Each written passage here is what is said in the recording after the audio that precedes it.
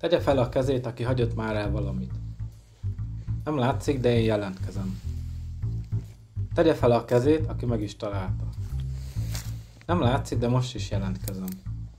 Viszont az, hogy megtaláltam, az nem csak a szerencsém múlott, hanem máson is, erről szól a videó.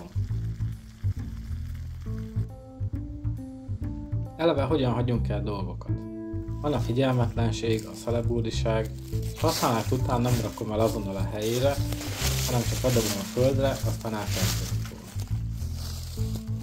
Utána meg jön a fejvakarás, hogy vajon hova tűnt, és jobb esetben ez még a helyszínen jut eszünkbe, és nem otthon 3 nappal később.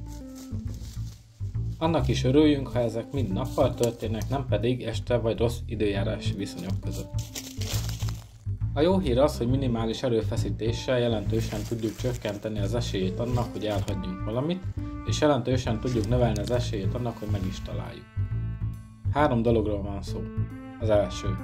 Mindennek legyen meg a helye a szütyőben, táskában, kabátban, nadrágzsebben, adott esetben a derékszéjunkhoz rögzítve.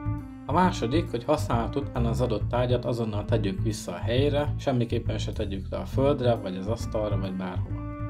A harmadik, amiről a videó is szól, tegyük láthatóbbá az igazán fontos felszerelésünket. Az egész ötlet pedig Paul Kirtley blogjából származik, akitől volt és van szerencsém bushcraftot tanulni. Paul Kirtleyt nehéz bemutatni, legyen annyi elég most, hogy Ray Mears-szel dolgozott együtt sok évig, és jelenleg talán a világ egyik legfelkészültebb bushcraft oktatója. Ha valakire, akkor rá érdemes hallgatni. A cikkben több módszert javasol, én a ragasztót választottam, mert mindenre rá lehet rakni és olcsó is. Sokáig vonakodtam, hogy mi értelme összeragasztózni minden, de aztán tavaly csak rászántam magam.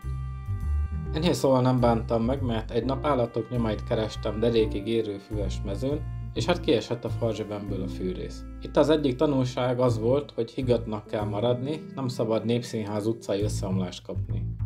Megálltam, megegyeztem, hol álltam meg, honnan indultam, hol használtam utoljára a fűrészt, és így rájöttem, hogy igazából egy nagyon kis területet kell csak átvizsgálni.